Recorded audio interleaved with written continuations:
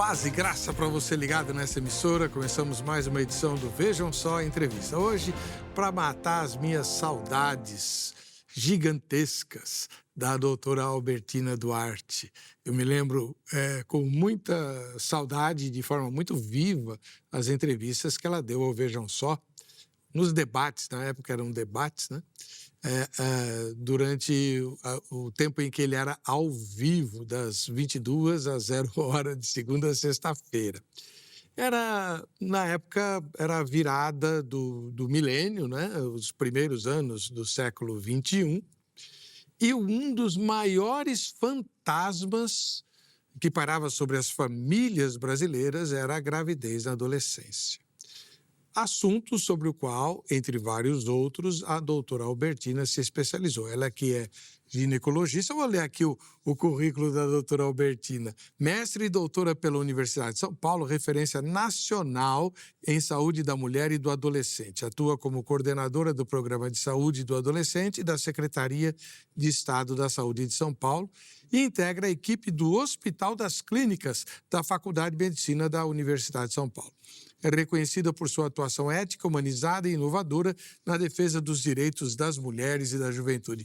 Paz e graça, doutora, que alegria tê-la aqui. Pastor, eu vou dizer que esses anos não passaram para o senhor. Espero que não tenham passado para mim.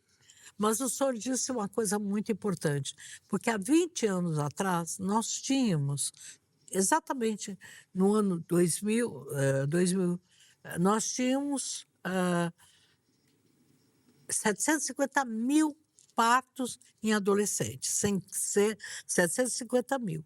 Hoje, nós temos 280 mil. Caiu bastante. Caiu muito, mas ainda nós somos com taxas parecidas com da África.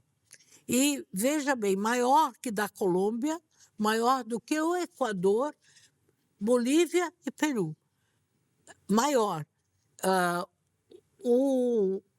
Isso é parecido as taxas, enquanto que a Argentina e Chile muito abaixo da gente.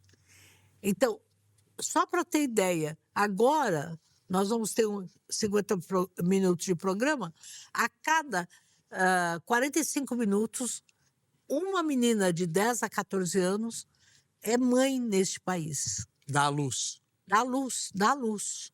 E 31 por hora. Quer dizer, estamos aqui há 1 hora, vamos estar. 31 meninas de 10 a 19 anos fica mãe. Então, veja bem, nós temos 280 mil. Uma cidade de 560 mil, porque entre mãe e criança. Como é que é possível nós termos uma cidade... Quando a gente fala números, parece... Não, é uma cidade. Mais de 500 mil. Né? Então, quanto que este país vai ter toda essa vulnerabilidade, que são as mães? A gravidez na adolescência não tem esse glamour das novelas, né? Porque o que acontece? 60% a 80% são abandonadas ainda na própria gravidez e 20% logo que nasce. Então, a gravidez na adolescência é uma gravidez sozinha. A mãe é sozinha. E quem que assume essa criança? A família do menino? Não. É a família da mãe. Quer dizer, então fica uma coisa feminina, que é a mãe da mulher que dá à luz, da adolescente, que se encarrega de ajudar no sustento.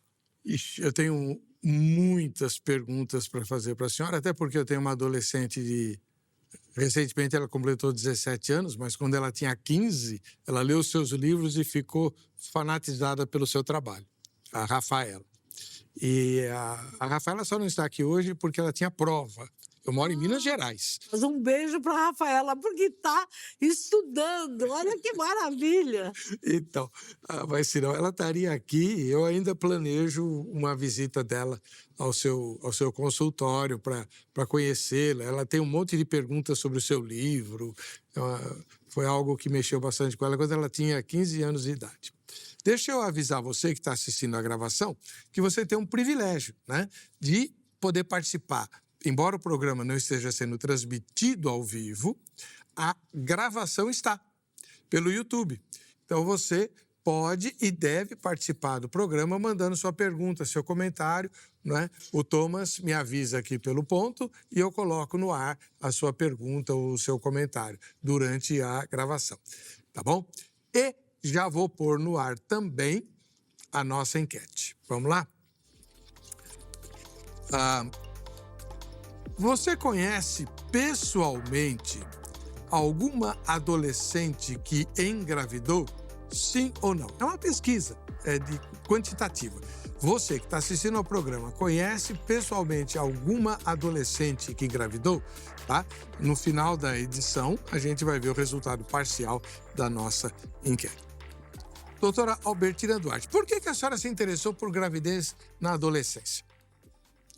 Veja, eu fui médica do Hospital das Clínicas, 18 anos do pronto-socorro, e chegavam adolescentes. Eu fiz um parto de uma menina de 10 anos.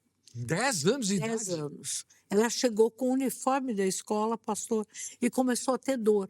Aí eu fui até vê-la, todo mundo dizia apendicite e tudo.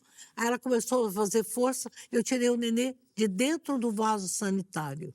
A mãe falava assim, o que aconteceu? E a menina não entendia nada. E eu tive que ficar costurando, porque o nenê passou e teve, então, várias lesões. A partir da... Era ginecologista. Eu era ginecologista, tinha 3 anos de formada.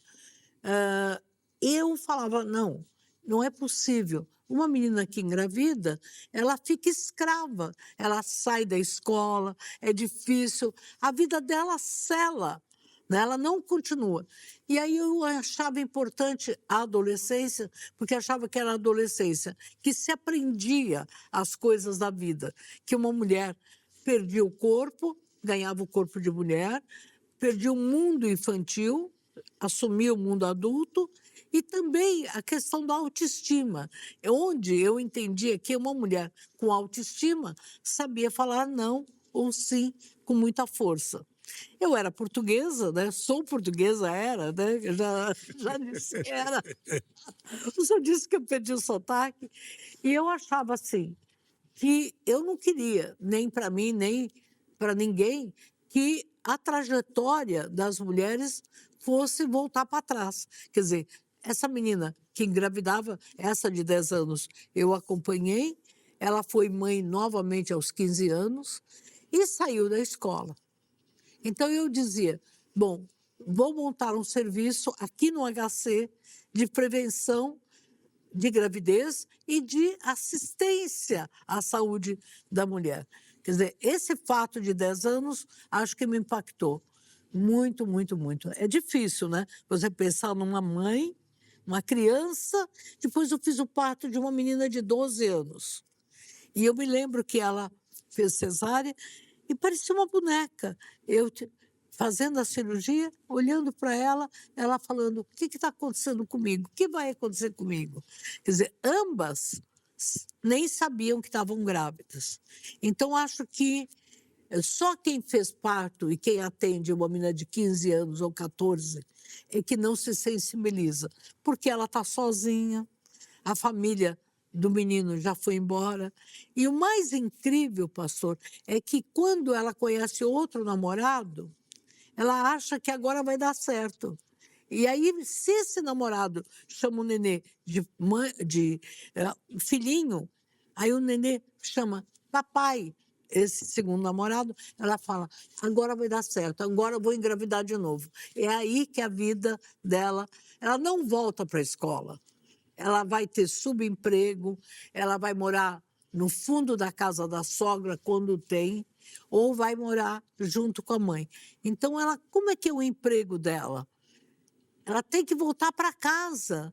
A mãe, ou a mãe deixa de trabalhar, quem cuida dessa criança? Nós não temos uma estrutura ainda, que espero que a gente tenha, de creches ou de serviços juntos na escola, para que essa menina volte a estudar. Então, o mais trágico, o que me gravou muito, entre outras coisas, na época que eu a conheci, é que nada disso seria necessário. Não há nenhuma necessidade de uma menina de 10, 12, 15 anos engravidar. E hoje, cada vez mais, pastor, porque, olha, as mães têm que saber, as relações sexuais estão acontecendo em torno de 14, 15 anos.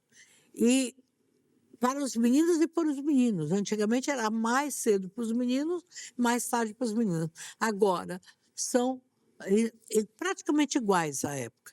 Mas o mais incrível é que entre um namoro e engravidar é muito pouco tempo. Quando eu comecei a atender, era 1 ano. Quer dizer, até ter as primeiras relações. Agora, pode ser 1 hora, pode ser 1 dia, porque então não tem vínculo.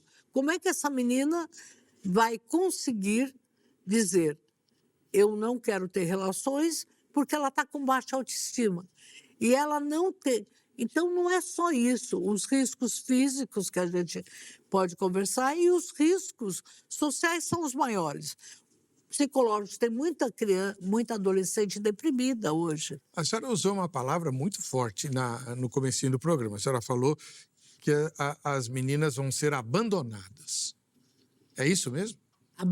Não, elas são abandonadas. 60% dessas meninas que estão com o namorado, elas não veem nem mais o namorado na hora do parto.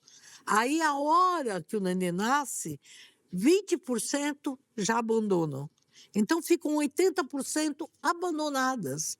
Elas não conhecem o pai, as crianças, ou ele diz, elas falam assim, some. Quando alguém pergunta, ele assumiu, elas brincam comigo, some, não é? Assumiu. Desapareceram. Desapareceu. Mas elas sabem quem são, não é possível ir atrás? Como é que funciona a família do rapaz? A família do rapaz, ela discrimina a menina. Ah, é? Sempre a menina é a culpada. Então, pouquíssimos casos eu tenho um caso de um menino de 14 anos que nasceu comigo, era de uma família rica e foi pai. Neste caso, a mãe, que tinha dinheiro, teve que ser, acabou assumindo a educação da criança. Ele pagou a pensão. Mas a maior parte não consegue, porque às vezes nem a família tem. Então, quando a família tem nível alto, como? A menina foi culpada. Então, principalmente se ele começar a namorar outra menina. Ele esquece. Mas, a maior parte, as pessoas, embora a gravidez seja democrática, acontece em todas as classes sociais, a maior parte são de pessoas vulneráveis de renda. Então, quem é que busca um advogado? Quem é que exige pensão? Nós sabemos que o problema da pensão tão difícil é. Eu tinha um adolescente que falou assim, ele tinha 19 anos, tinha engravidado a menina, a irmã, a prima e a amiga. 4. Isso? 4. O mesmo rapaz? Mesmo rapaz. 4. Ele foi atendido na casa do adolescente. Aí, conversando, a psicóloga, tudo, elas deram bola para mim, elas deram mole para mim, e aí, né, tentaram ter a pensão. Ele dava Como que ele vai pagar 4 pensões, o garoto? risada. Ele dava risada. Ele falava, não me sustento nem a mim. Então, veja, o mais incrível é a mesma família, 3. Eu falei, agora ele vai engravidar a inimiga da amiga, né? Quer dizer, 4 incríveis. E as crianças, pastor, todas parecidas. Eu não precisava nem fazer DNA. Eram todas as caras deles. E ele não ligava para nenhuma delas. Aí acabou se casando mais tarde e tudo. E tiveram contato, assistência social, que ele agora gostava da criança, ele já tinha 25, 30 anos, mas nunca lidou com as 4 crianças. Com as mães. Ah, não. Ele gostava de uma das crianças, é isso? Não entendi. Não, ele gostava só da criança quando ele tinha 25 anos, do novo relacionamento. Ah. Às 4, nada. Da adolescência, Nada. é como se não existisse. Nem existia. Agora, mais incrível é que a família também, ela não tem grau de exigência, porque eu conheço alguns programas, Grécia, por exemplo, mesmo no México, que a família cobra. É filho, é filho. A mãe do menino diz, é nosso neto. Mas não acontece essa cultura no Brasil. A menina é culpada. O filho é dos dois, não tem esse pai. Agora, os riscos físicos que as pessoas esquecem. Primeiro, é possível maior mortalidade na gravidez da adolescência. Eu lido com mulheres com mais de 40 anos que fazem parto. Eu sempre digo, em todas as entrevistas, prefiro fazer o parto de uma mulher de 50 anos, de 51 que eu já fiz, do que uma de menos de 15. Por quê? A que engravida com mais de 40 procura ver recursos e tudo. A com menos de 15, ou que é a gravidez de risco, ela começa o pré-natal muito tarde, ela pode ter pressão alta, e o mais incrível é que os sintomas são muito difíceis de ser identificados, porque a pressão, para ver, depende muito do que ela tem, a pressão. Então, é relativa. Essa pressão, quando ela chega a 13/9, é altíssima para essa adolescente. Claro. Ela é desnutrida, porque ela não sabe comer, então começa a engordar. Eu preciso fazer regime, agora tem muito essa moda. Tem adolescente tomando medicação para emagrecer e grávida. Mas ela sabe que está grávida? Às vezes não sabe. Ela acha que a menstruação vai chegar. Uma Mas, menina de doutora, 14 anos. Tudo bem. Uma coisa era a virada do século XX para o XXI. Hoje, com esse absurdo de facilitação para a informação, As redes estão aí. como que o adolescente não sabe? Então, porque ela nega. Ah, Então, às vezes, ela fala assim: comprei um teste de farmácia, deu positivo, mas acho que está errado. Quer dizer, então veja, como a maturidade, principalmente com menos de 15 anos, ela não existe, ainda não tem uma formação, ela nega e fala, alguma hora a menstruação vai chegar. Enquanto ela espera, aí já se passaram 4 meses. E aí a possibilidade de você corrigir doenças sexualmente transmissíveis, a nutrição. Então, é um risco também para o bebê nascer fora de peso ou prematuro. doutor Albertino, uma pergunta um tanto quanto complicada, né?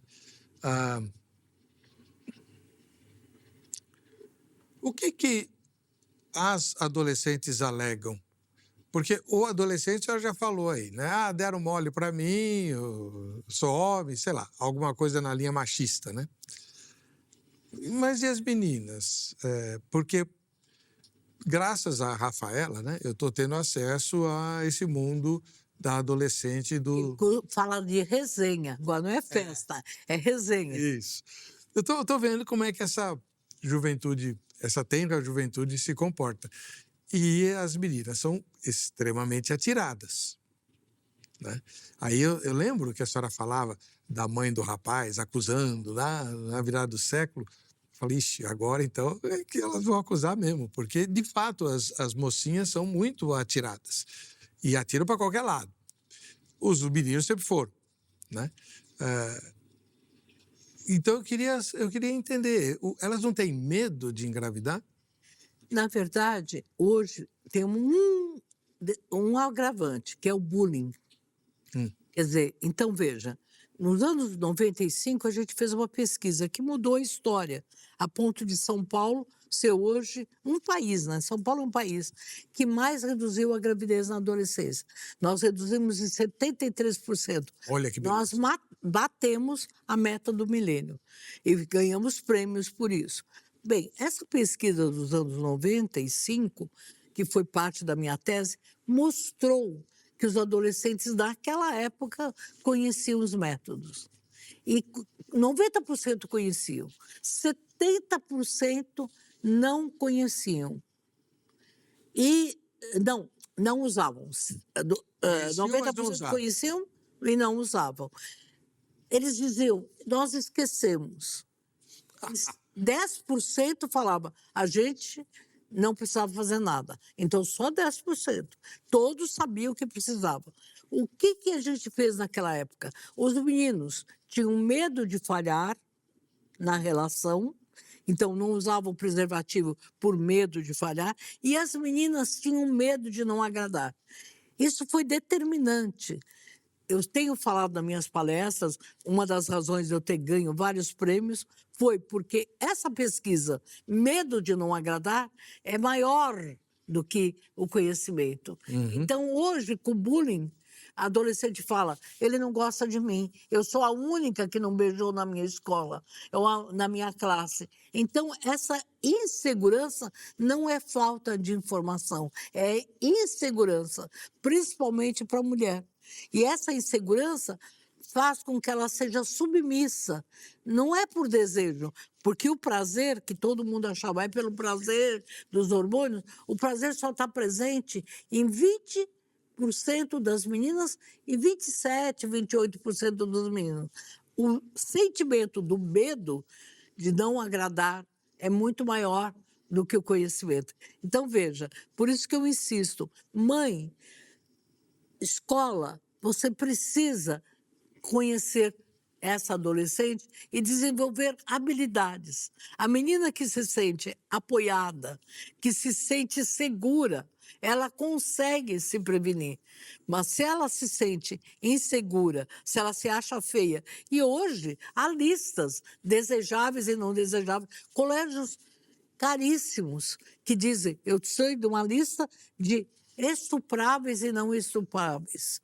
Quer dizer, muitas meninas falam, olha, deprimindo, tem menina fazendo regime de classe média altíssima, dizendo, não, na classe eu sou a mais feia. Então, veja, nunca a beleza foi tão valorizada como agora. Então, as redes sociais, com essas pessoas maquiadas, o filtro, todas lindas, não tem nem marquinha de vacina, nada.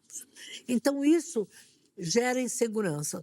Então, se a insegurança era muito forte no fim do século passado, imagina agora com as redes sociais. Então, não é falta de conhecimento, essas meninas não são culpadas, elas são vítimas de uma sociedade que valoriza o corpo demais, né? E que dá tudo certo. Vamos lá. Doutora, temos algumas mensagens chegando. O Ernesto, ele diz assim, infelizmente a ansiedade por coisas de valor muitas vezes leva a decisões erradas. Não entendi muito bem o que o Ernesto quis dizer, né? Mas as decisões erradas têm a ver com essa ansiedade. Provavelmente isso que a senhora acabou de falar. A menina quer agradar ou é que ela quer se sentir desejada. Acho que isso que você falou é muito forte. O medo de não agradar, eu vou começar a usar agora essa frase. Ela quer se sentir desejada. E como ela rompe, porque faz parte da adolescência, romper os laços, ela já não é mais criança. A mãe não entende que é uma passagem. Ela, naquele momento, ela precisa se separar dos pais. Então, o grupo é fundamental. As famílias deviam fazer grupos de esporte, grupo de cultura, grupos religiosos. Quer dizer, a adolescente que fica dentro do quarto. Às vezes a mãe chega para mim, a minha filha é ótima, ela não sai, ela só fica no quarto. Tenho adolescentes com namorados virtuais há 2, 3 anos. Os selfies que as meninas estão fazendo. Então, hoje eu estou lidando com outro fenômeno, que não existia no século passado. Quer dizer, as meninas de 12, 13 anos fazendo selfies, e se o menino fala, você é feia, aí acabou, porque ainda está na formação. Então, a escola tem um papel de valorizar essa adolescente. Eu entendo que a escola devia discutir mais numa roda de conversa. Esse foi o objetivo do programa, que mudou tudo. Não adianta falar por que você engravidou. Ela disse, eu quis. Até de uma forma, às vezes, agressiva. Mas... Para se autoafirmar. Hã? Ela fala assim para se autoafirmar. Aí eu fico quieta e ela diz assim, e a sua filha que está aí, com quantos anos você quer que ela engravide? Com 30. Por quê, filha? Por que você quer? Ah, porque assim ela estuda, ela não é escrava de ninguém. Quer dizer, então, a roda de conversa, que eu gostaria que fosse uma lei, é fundamental. Não adianta você atender adolescente assim. Por que você engravidou? Eu nunca fiz essa pergunta para nenhum adolescente. Eu falei, como é que você está agora? O que você está sentindo? O que você espera para sua filha? Quer dizer, porque se você pergunta por que engravidou, ela realmente é uma defesa. Ela se sente agredida. Se sente agredida, invadida. É. O Marcos Vinícius, de Belo Horizonte, diz, doutor, o acesso aos métodos contraceptivos é fácil para todos ou ainda existem barreiras? Marcos Vinícius, a gente tem uma coisa fantástica, que é o Sistema Único de Saúde, da qual eu tenho muito orgulho de ter ajudado a desenhar. Ajudei a desenhar o SUS. E os métodos anticoncepcionais estão disponíveis. A adolescente conhece. Bom, vamos pensar. Elas têm, hoje os adolescentes têm acesso à bebida, à droga, quer dizer, então todos os adolescentes pagam por uma cerveja. É quase o mesmo preço de anticoncepcionais. Mas por que isso não? Porque entre conhecer, ir no posto e pegar, é a insegurança. Como é que eu vou ser tratada? Então, hoje, acho que a grande força de São Paulo foi criar espaços, a Casa do Adolescente de Pinheiros, a Casa do Adolescente, a gente fez em lugar de Itaquera, Heliópolis, regiões como Mirassol, Itapetininga, regiões onde a gravidez eram mais altas. E o adolescente tem espaço para ser acolhido, para falar, porque é um momento muito importante. A ansiedade e depressão, o corte, tem muitos adolescentes que estão se cortando. Quer dizer, a saúde mental hoje é uma necessidade. Então, as escolas, os pais, filha, nós vamos te ajudar, vamos lá ver uma psicóloga ou vamos num atendimento, com muito carinho. Mesmo um adolescente leva o outro. E aí, a partir daí, nessa oportunidade, você trabalhar com a prevenção da gravidez, da bebida, da droga. E nunca, pai e mãe, nunca pergunta por que você engravidou. É o pior caminho. É, porque essa pergunta vai fazer com que ela engravide de novo. Isso que eu não entendo, doutora. Por quê? Porque ela não aprende com a situação. Mas ela passa o maior perrengue. O maior perrengue, mas ela agora acha que vai acertar. Quer dizer, ela se Acertar o rapaz. porque ela errou o rapaz. Ah. Então ela se sente mais feia porque tem estria. Fica, às vezes, mais gorda. Então fala, agora ninguém gosta de mim. Aí chega um menino e fala, você é meu número. Ainda passa a mão na cabecinha do menino. O que você acha que vai... da criança, o que você acha que vai acontecer? Desta vez eu vou acertar. Eu vou ser desejada. Eu vou ser desejada e ainda vou arrumar um pai pro primeiro filho. Pronto. E a família às vezes fala, não pode ser que ela erre. Ela não tem o dedo podre. A lógica é essa, né? A lógica é essa, mas a realidade é outra. Bom, eu vou precisar já chamar um intervalo. Tem aqui mais mensagens chegando que logo depois do intervalo eu coloco. Mas antes de sair, eu queria dizer para você, já que nós somos uma emissora de cunho cristão, uma das maneiras de preparar os nossos jovenzinhos, você viu aí, no começo do trabalho ministerial da doutora Albertina, ela fez um parto de uma menina de 10 anos, isso faz muito tempo, 10 anos de idade lá atrás. Então, o jeito da gente preparar os nossos jovenzinhos entre outras coisas, além da influência da família, evidentemente, é a palavra de Deus. E você tem o acesso a um curso que te faz conhecer profundamente as Escrituras e que pode ser feito em casa, né, pelo método do ensino à distância. quem patrocina é a Academia Teológica da Graça de Deus, a Agrade. Eu tenho tido o privilégio de gravar aulas para a Agrade e de supervisionar o conteúdo que é produzido. E digo a você, ele é de excelentíssima qualidade. Quem manusear o conteúdo da Agrade, o conteúdo recente da Agrade, vai se surpreender. Inclusive, você que foi meu aluno, minha aluna nos cursos anteriores, procure a Grade e faça como se diria hoje, né, um upgrade. Você vai se surpreender. Os cursos estão realmente muito bons e acessíveis a todos. 3115-0819 é o telefone da Grade para você conversar com um ser humano, se você é da minha geração, né? De segunda a sexta-feira no horário comercial. Caso você goste ou tenha facilidade para lidar com eletrônica, entra no site. Aí pode ser de madrugada, pode ser de feriado, tanto faz. Aí é agrade.com.br, lá você vai ter todas as informações. Nesse caso, eu te sugiro dar uma passadinha também no site da RIT para opinar sobre o Vejam Só Entrevista, dizer quem você gostaria de ver entrevistado ou entrevistada aqui, criticar o entrevistador, fique à vontade. Já já a gente volta. Vamos lá.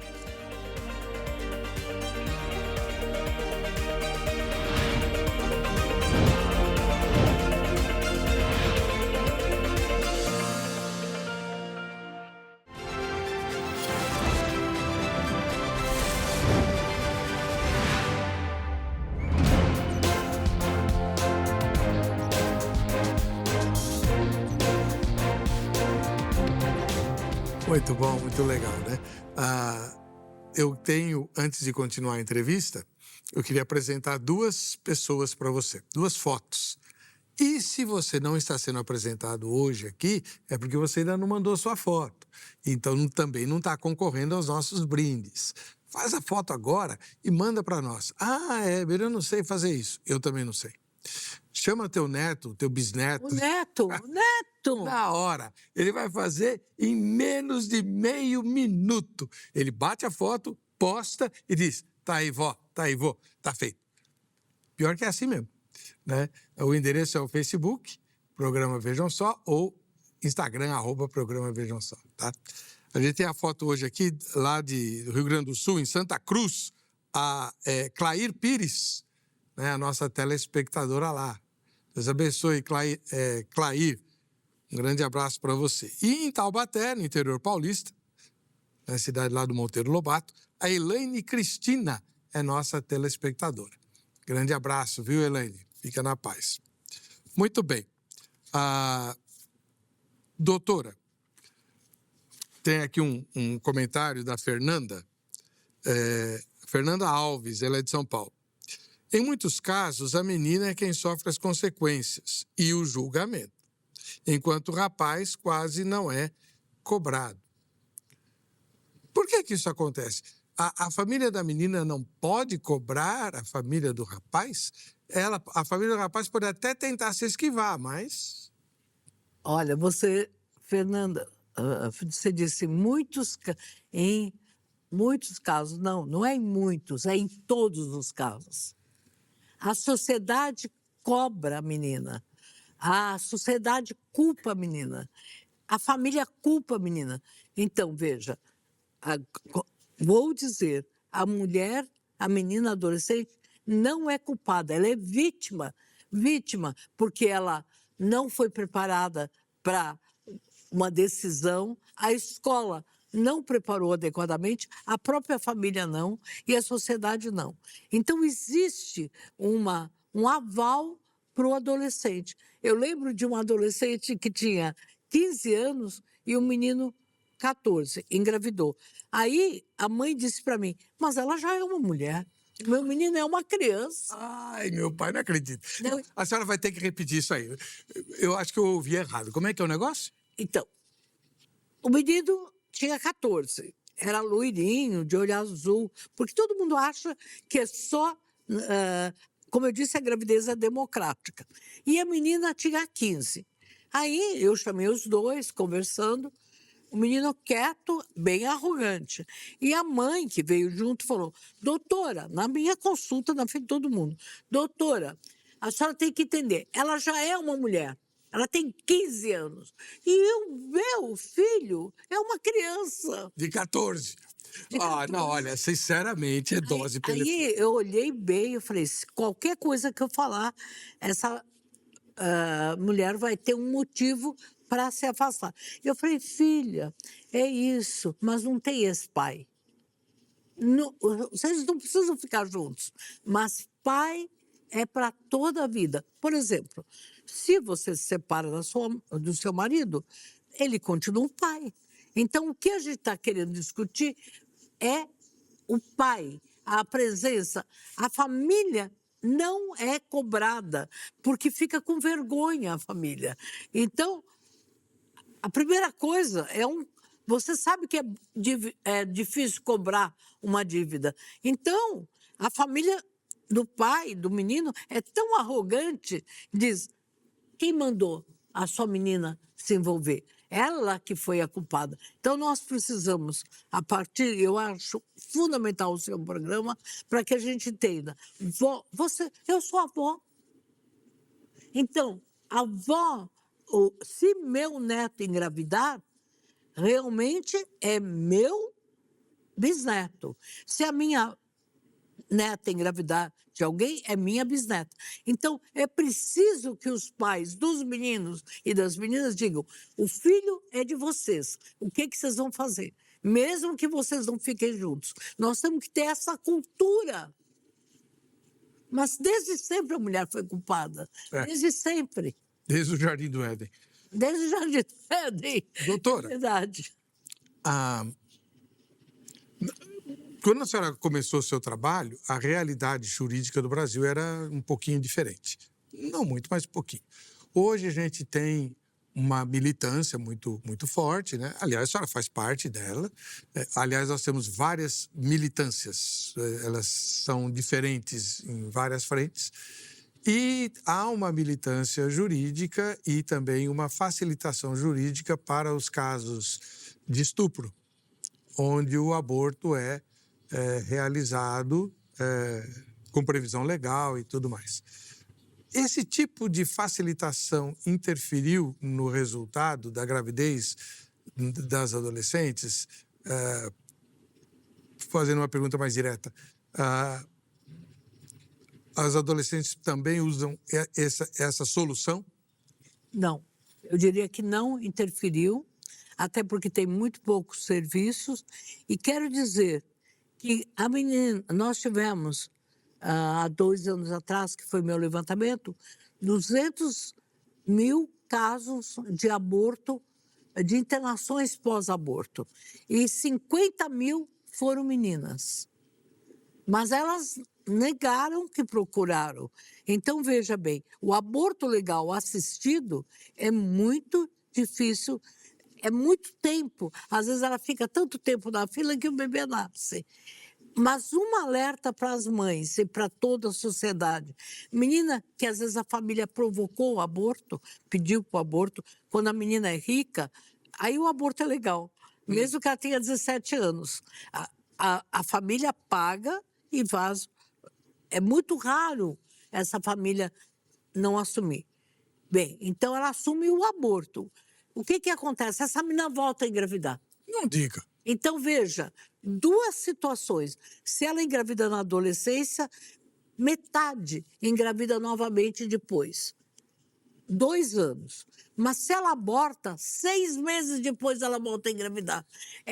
Ela não foi preparada. Então, ela é tão frágil, tão culpada, que, de repente, desnorteada, ela tenta reparar. Então, veja, é importante entender, se houve uma procura do aborto legal, né, jurídico, essa menina tem que ter assistência, porque ela volta a engravidar. Se foi uma mãe que resolveu dar um jeitinho, também ela volta a engravidar.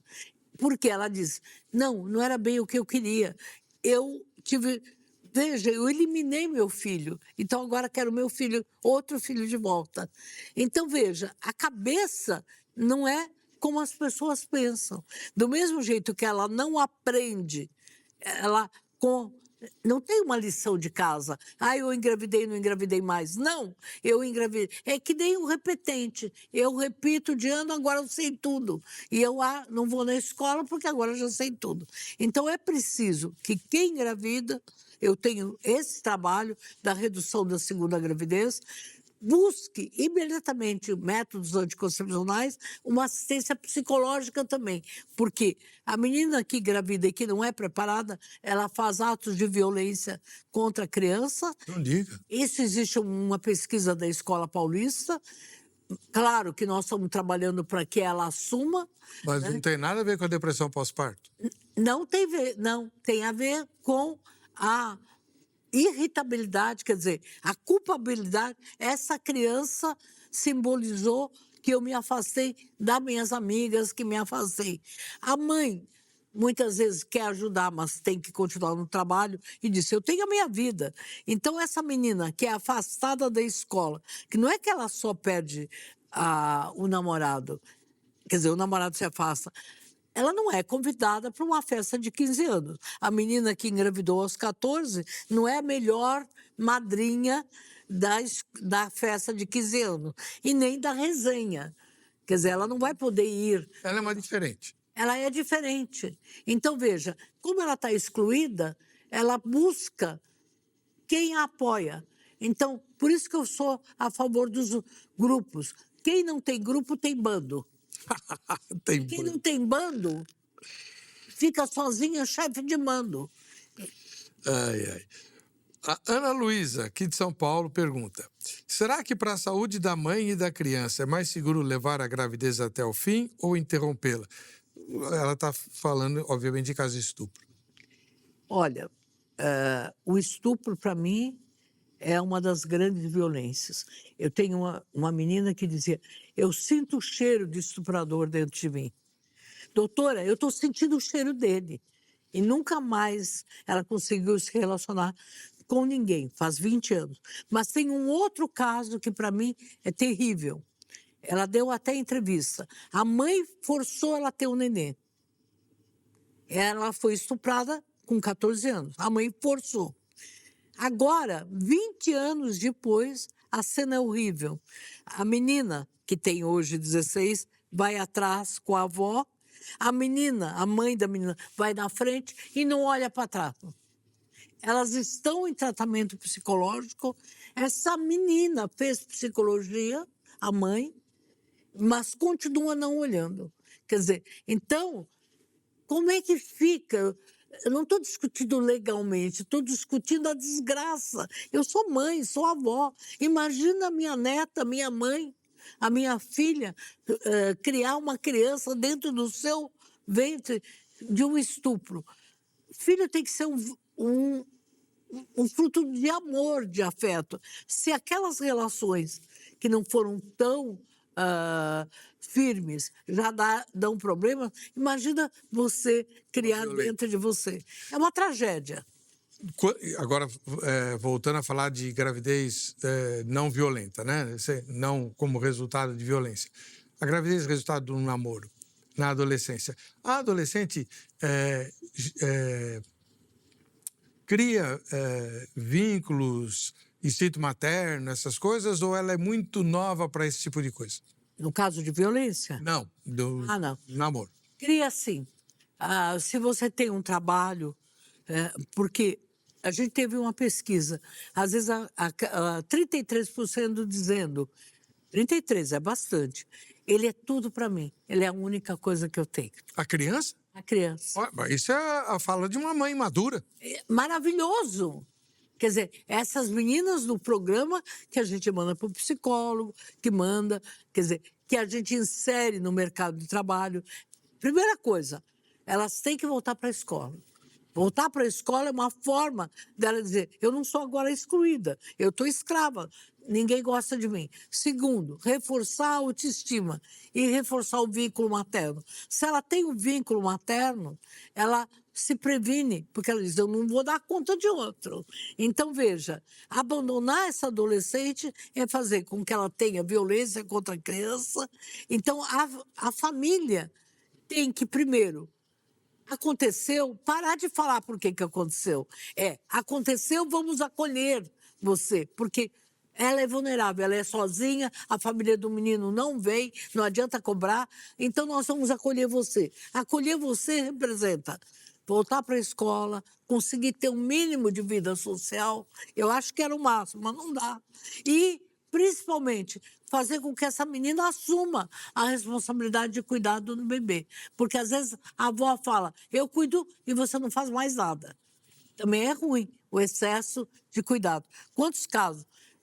Às vezes, a criança esperta pega e fala, a minha avó que cuida de mim, você não manda em mim. Então, os avós têm que desenvolver nessa adolescente um instinto materno. Se os adolescentes adoram um bichinho de estimação, imagina uma criança. Então, esse instinto materno não nasce, ele tem que ser criado. Agora, doutora, falando de prevenção, ficou muito claro, desde que a senhora começou a vir ao Vejam Só, que instruir o adolescente não é o melhor caminho para a prevenção, porque instruído ele já está. É igual uma alfabetização. Você só aprende as letras quando você junta. Quer dizer, então, já voltando, adolescente conhece os métodos. Veja, hoje eles vêm nas redes sociais e falam, doutora, olha que lindo o copinho que substituiu o absorvente. Posso usar o copinho? Virou glamour. Por que a camisinha não é glamour? Por que o método anticoncepcional não é glamour? O piercing é glamour. Por que a gente consegue que a tatuagem seja glamour e não consegue que a camisinha seja um ato de carinho? Então, eu já propus que na camisinha tivesse até o time de futebol, quer dizer, tipo Corinthians, Palmeiras, Santos, né? Porque, de repente, eu uso a camisinha do meu time, eu visto a camisa. Agora, o que a gente percebe? A gente percebe claramente que os métodos existem, eles estão disponíveis. Mãe, você tem que estar atenta, mas tem mãe e pai nem falo porque nunca vê. Mãe que acha o anticoncepcional na bolsa ainda tem. Doutora! Aí eu sempre digo, que bom que ela está tomando um anticoncepcional. Então, entender, mãe, que o adolescente não conta tudo para você. Não conta. Aliás, você pensa que conta. Não conta, nem 20%, ele só conta o que é bom. Então, eu tenho me deparado, né? A Mariana acabou de fazer uma pergunta aqui que a gente estava trabalhando, né? Será que a escola e a família estão fazendo o suficiente para ensinar sobre prevenção? Ensina desde há muito tempo. Não é falta, ainda mais hoje, né, com todos os recursos da internet, não é falta de acesso à informação, é falta de responsabilidade para usar. Segurança. E mais do que isso, uma coisa que, acredito eu, por motivos ideológicos, eu não posso cravar que seja isso, mas a minha teoria é que, por motivos ideológicos, boa parte dos educadores se recusa a insistir no fato científico de que jovens não têm o córtex pré-frontal pronto.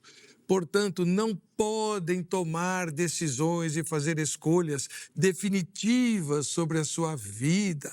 Eles não têm condição de fazer isso. Não é à toa que você só tira a CNH depois dos 18 anos. Não é à toa que a lei diz que você só é plenamente senhor de si após os 21 anos de idade. É quando o córtex está pronto. Então, essa história de dizer que o adolescente pode escolher tudo e decidir a vida dele, isso é um ato criminoso do educador.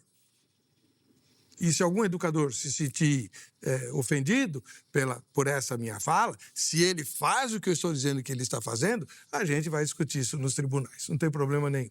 Eu assumo o que eu digo. Agora, nós estamos ainda insistindo, por exemplo, essa pergunta da irmã Mariana mostra isso. Será que a escola e a família estão fazendo o suficiente para ensinar sobre prevenção? Para ensinar sobre prevenção, com certeza. Agora, para ensinar a viver, é que não estão fazendo. Resta ver se os alunos aprendem. Como diz o meu professor, eu estou ensinando, resta ver se eles aprendem. Então, não adianta aulinha. Por favor, não é aulinha. A escola teria que fazer rodas de conversa. A roda de conversa faria com que o educador pudesse não estar no centro, ele ficaria um coordenador e faria-se um espaço de escuta, onde a primeira pergunta seria essa: por que vocês acham que os adolescentes se engravidam? Essa pergunta que o senhor fez agora, conhece algum adolescente que engravidou? O que a escola pode fazer para essas adolescentes e para esses pais que engravidam? Podemos ter, quer dizer, e também não é falar sobre anticoncepção, aquilo que você falar, é sobre os sentimentos, sobre o cotidiano. Se hoje nós temos um problema da saúde mental, do bullying, então, se a gente trabalhar com a autoestima, quer dizer, gravidez é um dos riscos, a droga é outra, a ansiedade é outra. Se você trabalha o todo, ninguém vai falar, usa, engravida, não engravida, tenha relações depois do casamento. Não é essa a questão. A questão é como é que você está e o que você espera de você para o futuro. Claro que não é essa a pergunta. Conte o cotidiano. No primeiro momento, eles vão dizer que não, que está tudo ótimo e tudo. Mas quando eu pergunto, vocês conhecem alguma menina que engravidou? Essa sua pergunta maravilhosa. Elas dizem, conheço. O que aconteceu com ela? Ah, tudo de ruim. Quer dizer, tudo de ruim. Então, eu acho que acho não, é uma proposta, roda de conversa na escola, uma vez por mês ou uma vez por semana. Eles não gostam da aula, tem um monte de aula que eles nem olham. Aula de português, às vezes não gostam. A matemática, podia ser matemática, vamos calcular o ciclo menstrual, quer dizer, mudar a matemática. Quer dizer, isso torná-la mais prática. Tornar mais prática, porque hoje eles usam a maquininha e nem querem saber. O aplicativo do ciclo menstrual.